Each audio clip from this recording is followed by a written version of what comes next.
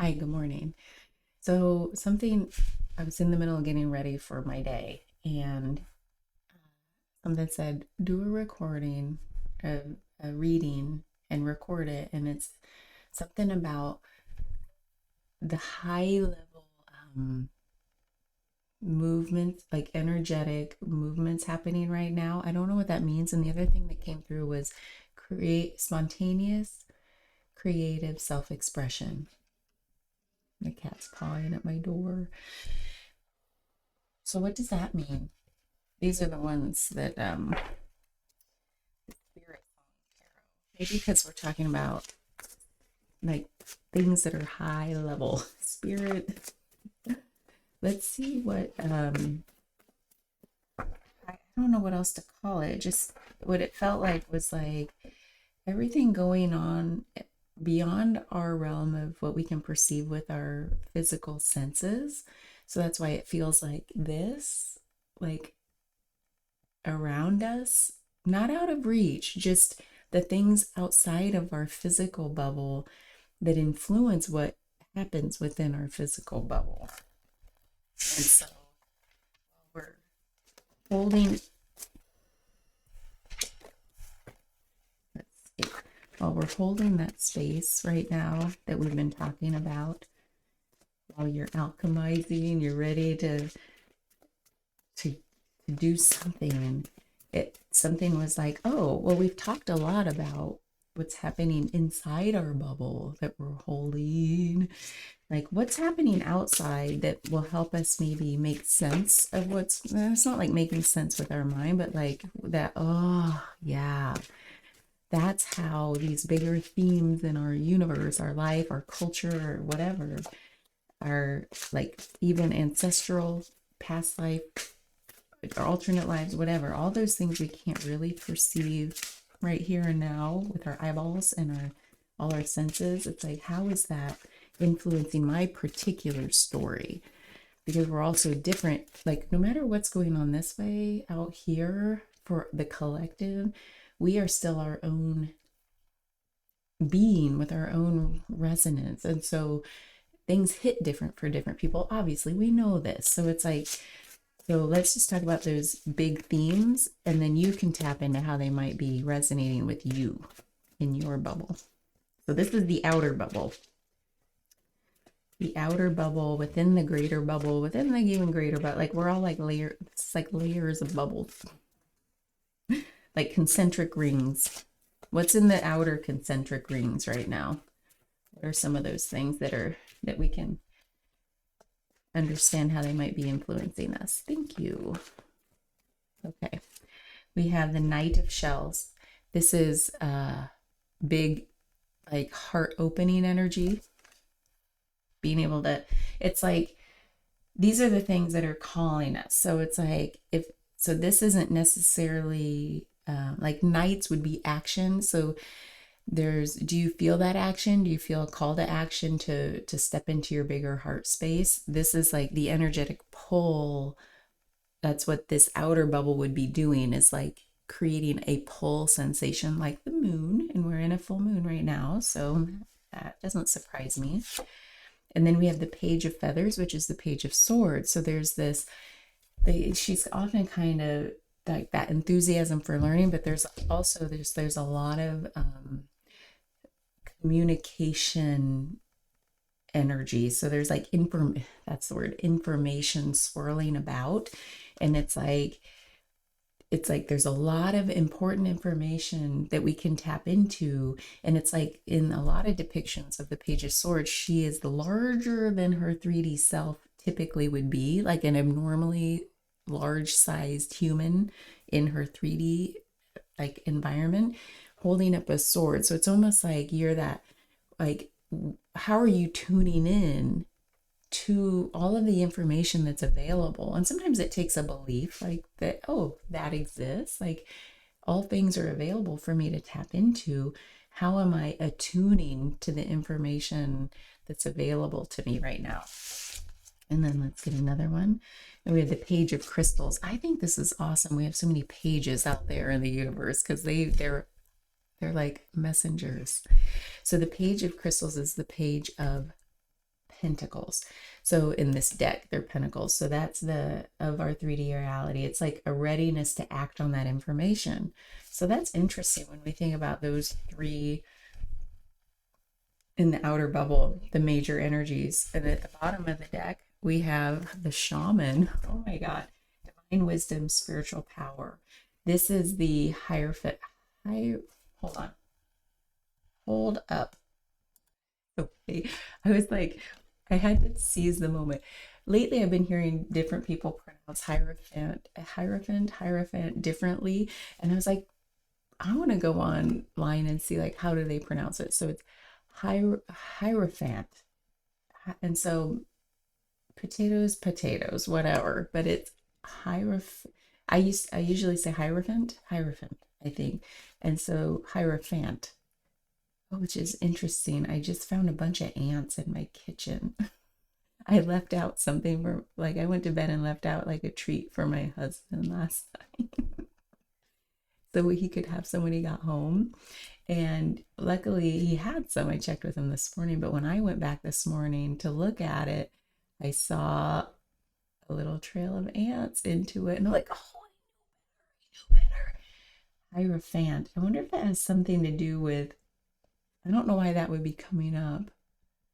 And my impulse to stop and go finally ask about the pronunciation. And the earlier when I said sometimes it takes a belief, I didn't feel that in the cards yet, but it felt like something was coming. And maybe that's because of this. I just love to pause and like think about the way energies move. And we don't always know what's coming, but you might be, it's like still trusting in it will all make sense when it's meant to make sense. And that's been a big part of my journey is like, the logic brain, this might be important for somebody out there too, because we're talking about it, but the logic brain is always, I feel like it's one to always say like, it's got to make sense right now. If it doesn't make sense right now, it's not for me, right? And then you doubt and you're skeptical and then blah, blah, blah. And it's like there's a trust that develops when like something hits you, there's a resonance or something catches your attention, even in a very small, subtle way. And part of you learns to ask the question, like pause. Over time, you start to pause and be like, why would that be coming into my awareness? And then you start to trust, why would it be coming into my awareness if it wasn't important? And then it's like, why would it be coming into my awareness if it won't be important eventually? There's like this opening, and that's what I felt with like the Knight of Cups. It's like there's an opening. I'm getting all the chills. I feel like we had to dwell on that a little bit to really tap into the logic of like how, like moving out of the logic firm, like it's got to make sense right now. It's got to be very clear, or else it's not for me, and I'm moving on. And it's like, no, what's happening out here is like, pay attention. We're in this, oh my God, pay attention. With all these pages, which are messengers, and then you have the Hierophant, which is like the wisdom, and it's like tapping into that spiritual wisdom. Like there is spiritual wisdom in that. And there's also this sense of like questioning your underlying beliefs, question your underlying assumptions more so. Like that's what feels like true today. Question your underlying assumptions. Does it have to make logical sense in this moment to be for you? No. Trust that if it's catching your attention, there will be an unfoldment. And then you'll attune like, oh, that thing caught my attention 2 days ago. Now I see it playing out. And it's like, for me, I think that's been my part of my story because I've been transitioning from this, gotta make sense or else. Also the deeply spiritual, poetic, like reading between the lines kind of person. But so there was a tug of war. Maybe you can resonate with that, like tug of war. And the Knight of Cups is like, trust in this more. This can have the aha moments later. This will get the prize later. This doesn't have to get the prize right now. The body and the heart get the prize right now. They're like, okay, yeah, that resonated. That feels good. Even the ones that don't feel physically good, be like, oh, noted. Tuck it in my back pocket. That might be coming. And now I can attune to the energies like supporting or challenging that. in my life. So the shaman, I love the phrase instead of the hierophant, because the shaman, when we're talking about these outer bubble realities, things beyond the senses, that's what shamans do. That's what the hierophant can do. They can tap, they're a physical being, but they can tap into, I'm getting all the chills, they can tap into everything that's going on in all the bubbles of reality or beyond, or the reality we can see with, feel, and touch with these perceptions, these physical senses. Okay, shaman is the overall energy. That's exactly what we're talking about today. So we've got the pages, which are like messengers. Of course, they would show up in our outer bubble. There are, like, if you want to go into like angels, spirit guides, loved ones beyond the veil, like however you think about this stuff, God, source, universal energy. I think about it as all of those things. Those to me are like the imaginary slash physical, like physical meaning they take a physical form in our senses, like in our imaginative eye, our third eye, we might like see physical representations of these energetic forces. I think of all those things it fundamentally as energetic forces, as are we. We are energetic forces. There's something about that here. So it's like like question your underlying assumptions that then influence the way you think about things and the way you sort of close things off too soon, right? Where you're like, no, that doesn't fit. And it's like, well, what's your underlying assumption that tells you that doesn't fit? Is it true? Is it true for you? Is it true for your heart? So, wow. Okay, there was something else. When the Knight of Cups is also back to that spontaneous creative expression, that is showing up in the Knight of Cups. Like cups are creative and knights are expression. They are action energy. So I wouldn't, that's no surprise then that that's coming up here. This also says charm and passion. So the Knight of Cups has those energies as well, if those speak to you. Take them as they resonate. And then I'm going to say all the words on these cards. So not all of them have words, as you know. So the Page of Swords, this one says exploration and discovery. It also is the enthusiasm for learning. Like, it's like when you're the co-creator with this outer bubble, like you're tuning into all this information out there, and then you're choosing like what to explore, what you're discovering, what you're going to attune to and say, oh yeah, that's for me. At some point, I trust that this information is for me and it will become useful at some point. Maybe not today, maybe not tomorrow, but soon and for the rest of your life. Okay, then we have the Page of Pentacles, or Page of Crystals, Page of Pentacles. It says ideas, discipline. It's like it feels like you're opening up, you're being creative, you're being spontaneous, you're being joyful, you're being charming, you're like opening up to your passions. You're attuning to the actual information surrounding you. It's like you're letting it strike you. You're holding up your sword, your lightning rod, and letting it strike. Once it strikes and you get those ideas, it says discipline, then you're getting to work. Then you get to take action. This is a messenger of information. You're going to receive messages. This is a messenger. You're going to know what to act on. But first, there's a heart opening. There's an opening. There's joyful, playful, spontaneous. Oh, okay. That's very much in alignment with the messages we've been receiving lately, isn't it? So what we're going to do is let's play a little bit more in this, still beyond our 3D reality. We're starting to get a little closer to our bubble, and then we'll end there for today because I gotta go take a shower. Okay. This is, by the way, Thursday, August 27th. We're in the full moon energy big time. And tonight is when most of us here in the US, like late tonight, will be experiencing the height of the full moon eclipse. So we've got the Two of Swords and the Tower. As we get close, like it feels like as those energetic that outer bubble, it's like then we're sitting with, like, we're in that space of like tuning in and tuning out. So there's like this intermediary realm where it's like our higher self is the one. This is like, picture this as your higher self, the one who's like not using their physical senses of the eyes because they're in blindfold to see their reality. It's like we're tapping in, this is the card of tapping, like tuning out what doesn't fit, like that outside noise, to tap into your inner knowing, your intuition. And so this feels like that, very much like that higher self intermediary bubble between the universal forces.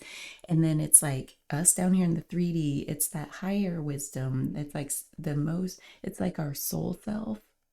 This is our soul self, if you want to say that. The part of ourself we can't see, or, with our physical senses. We can't hear, but we have those the clairs. Let's say that we tap into this with the clairs, the clairaudience, the clair sentience, the clairvoyance, all the clairs. So let's call that's because this person is tuning in to what's happening in that outer bubble. The Tower is that disruption energy. It's like you're about to disrupt something, and that's like it's vibrating in this middle bubble. If we're down here, like in my body, this is so anyway, let's see what comes through. We'll just get 2 cards, perhaps. We've got the 5 of Pentacles. This is change energy. This is transformation energy. This is what's about to transform in our physical realm as we move through the heart opening, tuning to the information, getting that idea, and then acting and creating some discipline around that thing. The 5 of Pentacles with that Tower energy is what gets disrupted. This is like, oh, something's ready to go, and then that creates space for something ready to come in. And then we have the Emperor. This is, that's a major arcana as well. So we have the Emperor, which is like, this is what I keep saying lately. There's so many things. Super solid energy, very not solid in the physical realm. We're still talking about that intermediary, but there's like this knowing. You have a clear vision. This is all 4 kings combined. It's also the number 4. It's the number in numerology of stability and security. I'd say more about stability, because it's not like we have to have security in knowing what comes next. This is about, you have the knowing in this realm with the 5 of Pentacles and the Emperor. It's like no matter what gets disrupted, that's what's coming through. Is like, those are my chess pieces. Hold on.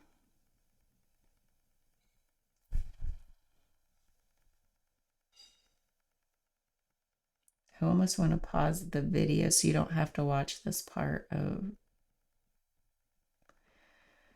There's something about the chess pieces. Because this feels like, oh my God. Okay, so there was,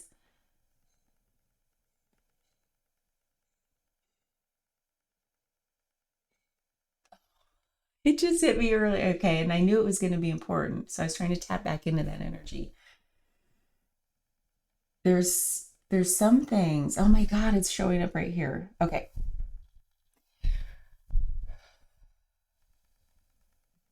There's, how in your life sometimes we can let things linger. Like it's almost like a procrastination energy, but not to the extreme. It's just sort of like, it's not harming anything to let this linger. It's not, how sometimes we think of procrastination as like the thing we're grappling with that throws our whole life off the rails. It's not that extreme in the way we're tapping into it here. It's like those things around us or in our daily habits or routines that we're like, now we're at a point. Okay, I'm getting the chills. This is the pivotal part of this, or the important part. Now we're coming to the point in our middle realm, higher self, soul self understanding. And it's starting to actualize in our physical reality. If you look around, you'll start to see these things. Yep. You'll start to see them and notice them for what they are. There are these little things that seem so innocuous, so like that's not doing any harm. That's not, it's benign. It's not, that's why I don't spend a lot of time thinking about it. But now we've come to the point where to not address it is now more of a hindrance to address it, however that's showing up for you in your life. So if there was something like, oh, I can let this go another day and deal with it tomorrow, that's no big deal. Now we're at a point where it's like, no, just do it. Get it out of your way. Free up the mental space. Create more space for yourself tomorrow. Because you're trusting that when we talk about the upper realm, I'm getting all the chills on this, like you can only hold your lightning rod up with the energy you have in the moment. And if tomorrow's the day you're going to hold it even higher, you've got to have that energy. You've got to have that space for things to come in and hit. And then you've got to have space to take action.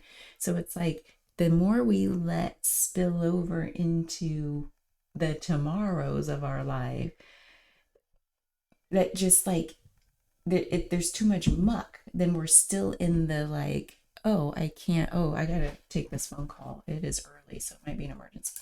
Okay, I'm back. Oh, and so is my cat. Okay, so it wasn't an emergency. Thanks for allowing me to pause.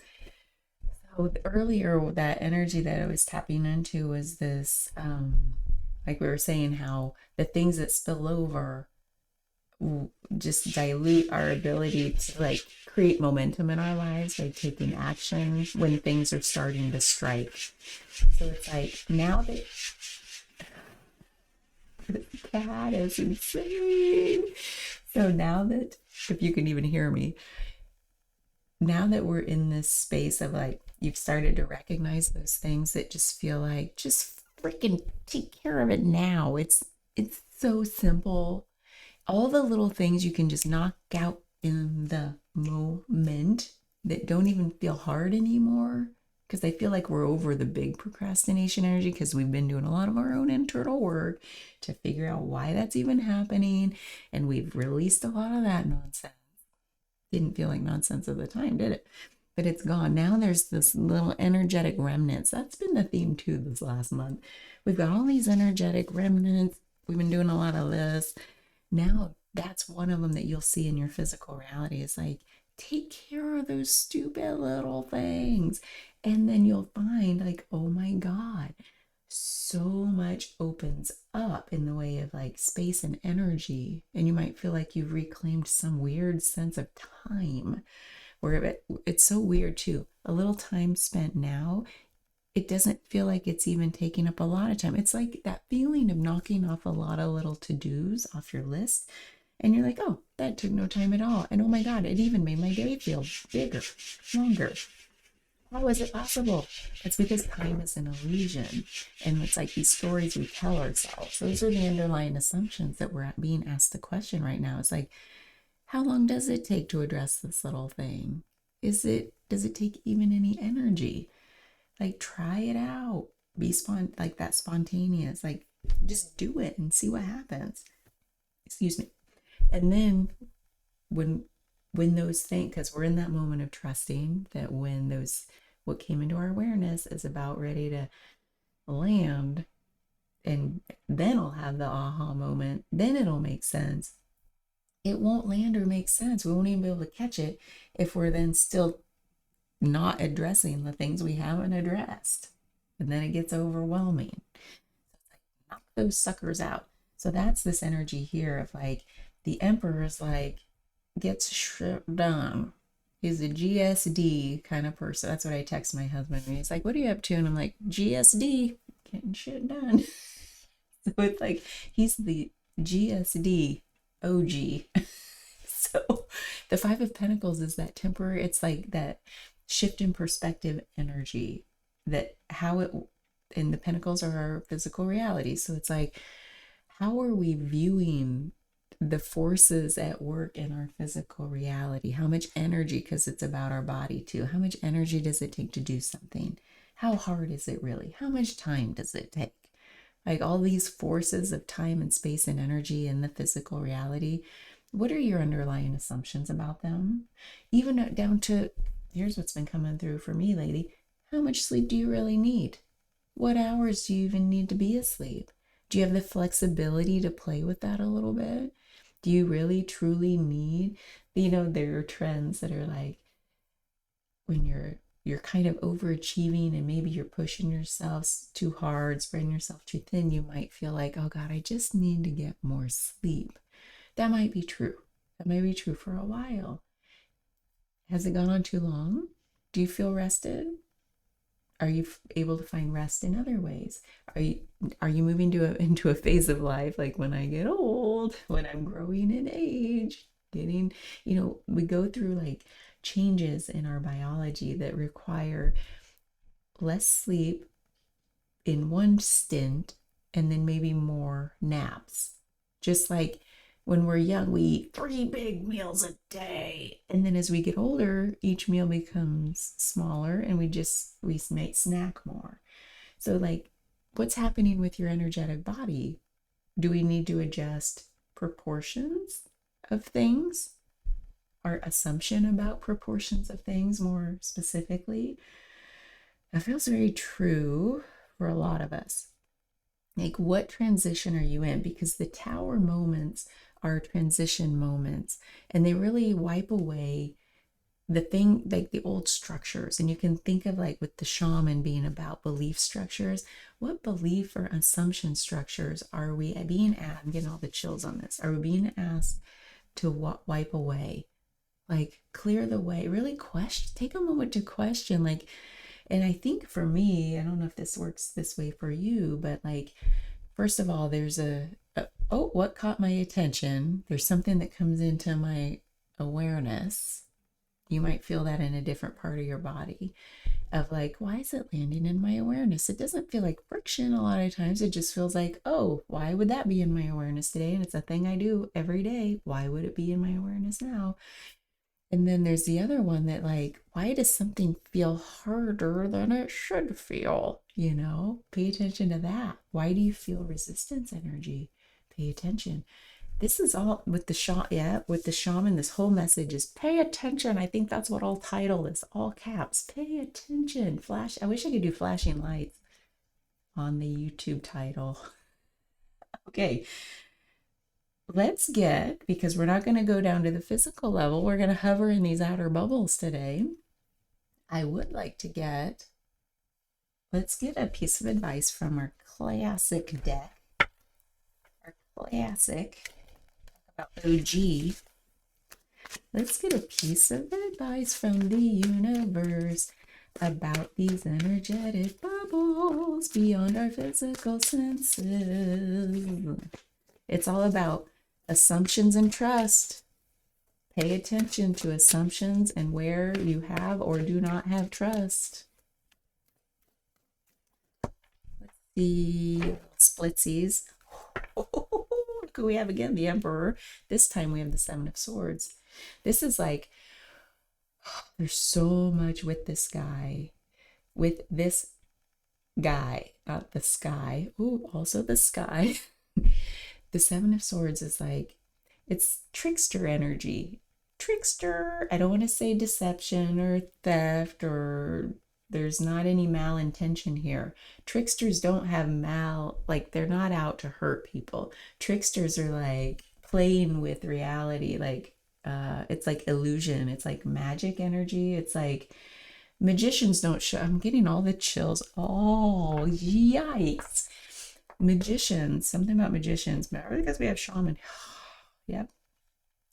The magician comes right up to your table at the show and is like friendly, right? And you want the magician to come to your table to do up close magic because the magician isn't scary. They're not going to hurt you. They're there to dazzle you and like make you question your own assumptions of your reality and how things work. And you don't actually want to know. You don't want to always know how things work. You just want to be dazzled. There's something about that. Maybe it has to do with like you're done placing so much trust in the way the mind has to figure things out up close and personal right now. Oh my God, this all ties together. I love it. I'm getting all the chills. So there's like, you want to be dazzled. That's what this is about. And the emperor, when if he's a little too rigid with like it's gotta be this way, the inner part of the emperor wants to be dazzled. He sits up on his throne and lets the jester come to court, right? And he's like, dazzle me, jester. This is so funny. These guys are in court. They're like holding court and they're like playing roles and they each know what role they're there meant to fulfill for the other's amusement. Oh my God. And there's something about the way the magician loves to be invited in. The jester loves to be invited in. There's something about the way they go back off to their own world. I don't know why this is coming through. It's like they know they're there to play a role. They know they're there to dazzle. There's something about like when you embodying both of these roles at different times in your life or to see things from the different perspective. It's almost what's coming through. Maybe it has to do with these bubbles, these different layers, because we are different layers within ourselves too. And there's the law of correspondence with the magician is as above, so below, as within, as without, like throughout. So it's like all things are true at every perspective, at different sizes, even like the microscopic, the macro, right? So there's something about that coming through here with like the emperor who is so solid and so like predictable to his people, the people he cares for and oversees. They can trust how he shows up every day, very consistent, very like, I got you. And also, here's what I expect. Like, there's like a firmness, almost a rigidity sometimes, but it definitely a solidity. Where this guy is very like shapeshifty, trickster, jester, jokester, right? So there's this person desperately wants to have some of this energy sometimes, right? Because we want what we portray on the outside. If there's any fear, like there's like the inner, like really I'm actually a little bit of this inside, but sometimes I just feel like I can't show it. And then conversely, if this energy is your primary, it's like sometimes we desperately want some solidity in our life. We want to pick one mask, or we want to take off all the masks once in a while and just feel like I am a solid rooted person in this personality. So there's something about that's maybe going on with you right now. It's like you be a shapeshifter. You can embody all the realms of yourself, all the layers of yourself. There's like no one's holding you to any one. Okay, that's why this took so long. Okay, it's like holy moly, the chills. Like there's something here, and the shaman is. That's why this is coming through. This shaman energy is very much shapeshifter. The shaman, oh my God. Oh, I just popped my sternum. Oh, the shaman has the ability to shapeshift into an eagle or an owl or whatever to see higher. They have the ability to shapeshift into a snake to feel the belly on the ground and the vibrations of the earth. It's like they can harness all the energies. This is shapeshifter energy. Why? What does that mean to you? It almost feels like some of you. Is there an underlying assumption that others won't be able to receive or digest these other faces of you that you want to play with? Because there's still something about that spontaneous creative expression. Is it scary to be spontaneous because people will be like, that's not the real you, and they'll judge you for it, or they'll be like, that's not the whoever that came before, so who are you? Who the F cares? That's them that them in your mind is them expressing their own inner fears, that they're not able to do that. Remember, we said that the emperor and that jester, they both secretly want to be able to embody the other's energy. They both want to be able to have that be the forward facing energy sometimes, even though they are primarily who they are. We sometimes want to bring forward these other energies out in the world, but we get a little bit scared of how others will receive us.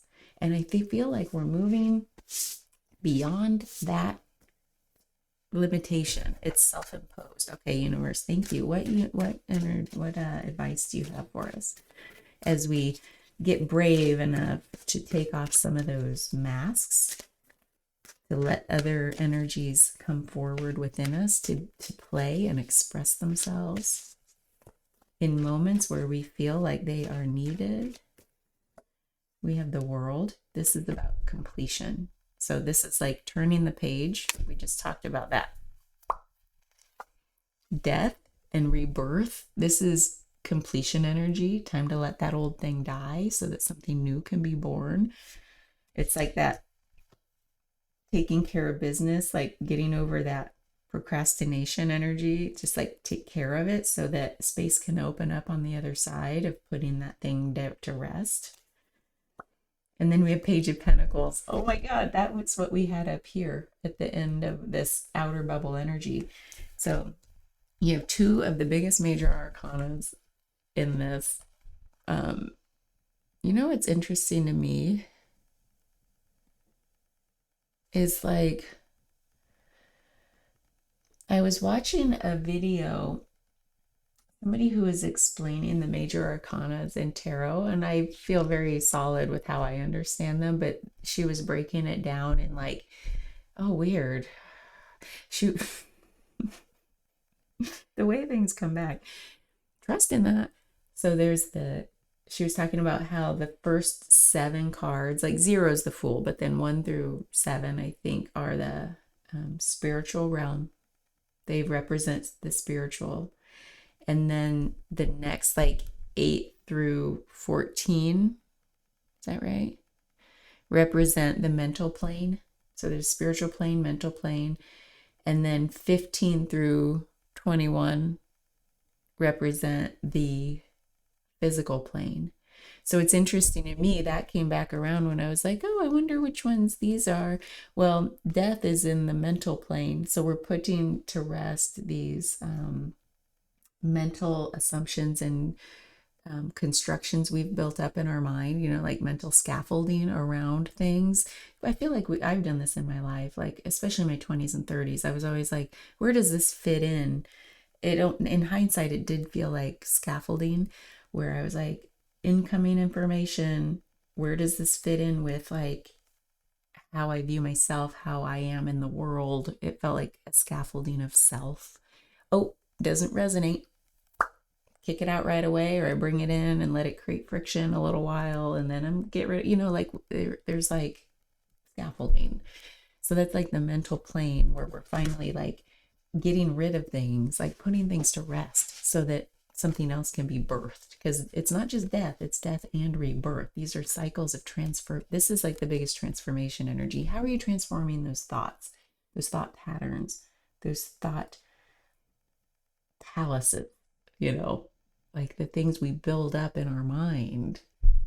Is it even true? The tower was here to say it's coming down. How are you bringing it down? We had that channel message the other morning about controlled demolition, the controlled burn. You're putting it to rest intentionally. The world is in the physical plane. So it's like, what in our world can you see like that? It's come to completion. Like I said, there's something about you will notice, or you are noticing, those little things that just chip away at your energy, like little energetic chippings. And this is like, take care of it. Put every little thing to rest, because we're opening. The world has completion energy, and on the other side of that is like opening. And that's been the whole theme this month too. It's in our physical realm. You're going to see these things. You're going to think these things. Question your assumptions. And the Page of Pentacles is information here up from the spiritual realm, the outer bubble, where it's like they're a messenger that there's a new beginning, like there's a readying. The pages again be about being like, how ready are you? How ready are you? How ready are you to like pull in that idea, because it says ideas, discipline, and get to work?